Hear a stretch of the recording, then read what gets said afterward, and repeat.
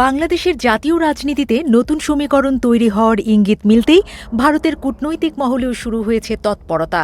শুক্রবার সকালে ভারতের প্রধানমন্ত্রী নরেন্দ্র মোদী সামাজিক মাধ্যম এক্সে এক বার্তায় বাংলাদেশ জাতীয়তাবাদী দল বিএনপির চেয়ারম্যান তারেক রহমানকে অভিনন্দন জানান। নির্বাচনের প্রাথমিক ফলাফলে দলটির নির্ণায়ক জয় নিশ্চিত হওয়ার পরই এই শুভেচ্ছা বার্তাকে ঘিরে শুরু হয়েছে রাজনৈতিক বিশ্লেষণ।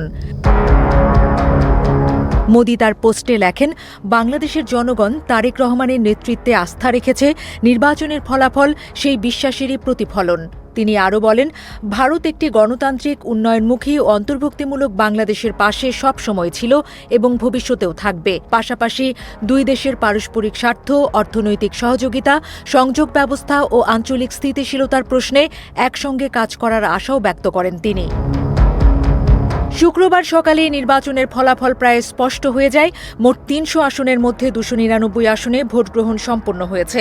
এর মধ্যে ২ শতাধিক আসনে এগিয়ে থেকে সরকার গঠনের পথ প্রায় নিশ্চিত করেছে বিএনপি। ব্যক্তিগতভাবেও তারেক রহমান ২টি আসনে প্রতিদ্বন্দ্বিতা করে দুটিতেই জয় পেয়েছেন। এই প্রেক্ষাপটে ভারতের দ্রুত শুভেচ্ছা বার্তাকে অনেকেই তাৎপর্যপূর্ণ কূটনৈতিক ইঙ্গিত হিসেবে দেখছেন।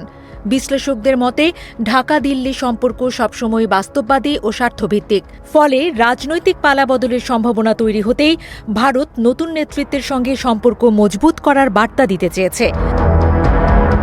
বর্তমান পরিস্থিতির পেছনে রয়েছে গত কয়েক বছরের রাজনৈতিক অস্থিরতা। ২০২৪ সালের ছাত্র আন্দোলনের জেরে ক্ষমতাচ্যুত হন শেখ হাসিনা। তিনি পালিয়ে ভারতে আশ্রয় নেন। বাংলাদেশের অন্তর্বর্তী সরকার একাধিকবার হাসিনাকে দেশে ফেরত চেয়ে আনুষ্ঠানিক অনুরোধ জানালে এ বিষয়ে এখনও কোনো স্পষ্ট অবস্থান নেয়নি ভারত সরকার।